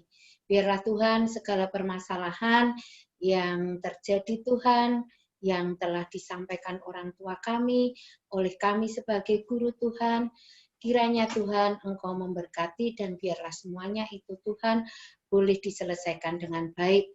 Dan Tuhan, kami juga bersyukur Tuhan karena pada pagi hari ini kami boleh didampingi oleh Ibu Yulia. Sehingga Tuhan segala permasalahan ini Tuhan juga memperoleh solusi. Tuhan, kami serahkan Tuhan seluruh keberadaan kami semuanya Tuhan di dalam tangan kasih-Mu. Kami serahkan Tuhan hidup kami semua Tuhan ke dalam tangan-Mu. Kami akhiri Tuhan pertemuan pada saat ini. Kami bersyukur Tuhan karena semuanya boleh berjalan dengan lancar. Terima kasih Tuhan, dalam nama Yesus kami berdoa. Amin. Amin. Terima kasih. Amin. Terima kasih. Ya, perlu difoto nggak Bu? Perlu difoto nggak? Iya Bu, sudah belum? Oh iya. Ya? Ya, difoto Ayo, dulu. semua dibuka dulu videonya. Videonya dibuka semua. Mohon untuk semuanya dibuka videonya. Mbak, tak minimal soalnya Mbak. Masih ada yang belum ini. Orangnya masih ada nggak nih? Masih. Kalau belum dibuka video, jangan-jangan sudah nggak ada orangnya ini. Kontraprint ya.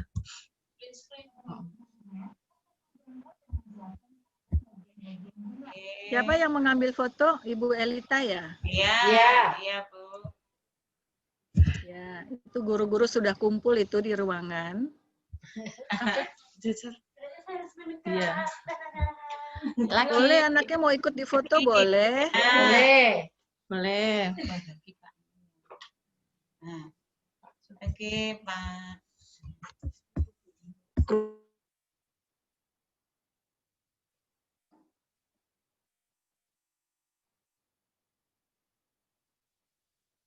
Sudah?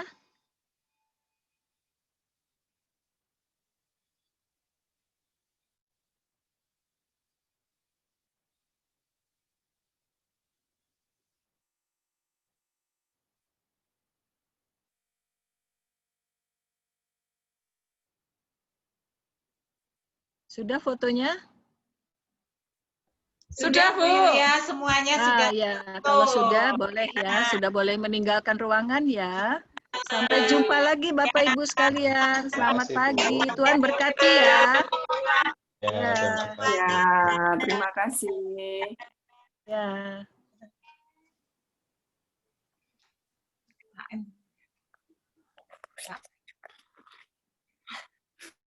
Singkat tapi Ibu,